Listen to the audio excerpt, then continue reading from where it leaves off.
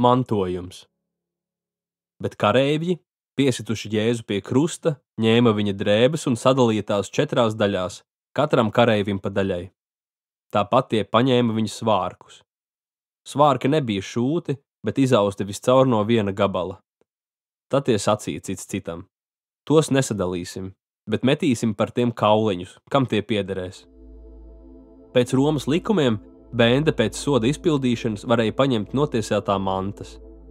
Drēbes, kas Jēzum bija mugurā soda izpildīšanas laikā, varēja ņemt kareivi, kas bija situši viņu krustā. Un tā nu ir aprakstīts, ka šie kareivji, sēžot pie krusta, lozēja, kuram piederēs Jēzus apģērbs.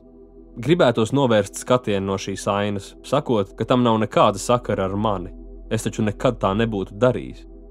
Bet patiesībā arī es esmu starp šiem kareivjiem, tāpat kā ik viens no mums. Ik viens cilvēks, kurš jebkad ir sacēlies pret Dievu un kuram ir nepieciešama Dieva piedošana, glābšana un atbrīvošana no nāves, mēs visi esam atbildīgi par Jēzus nāvi. Mēs visi esam palīdzējuši piesist viņu krustā. Arī mēs esam mantinieki, bet ne jau viņa drānu mantinieki, nē.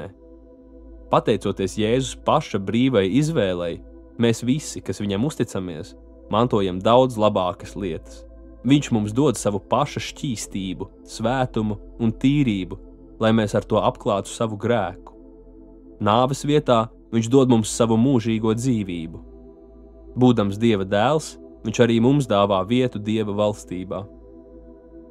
Kungs, esmu tavs uz mūžīgiem laikiem. Paldies tev par to. Āmen.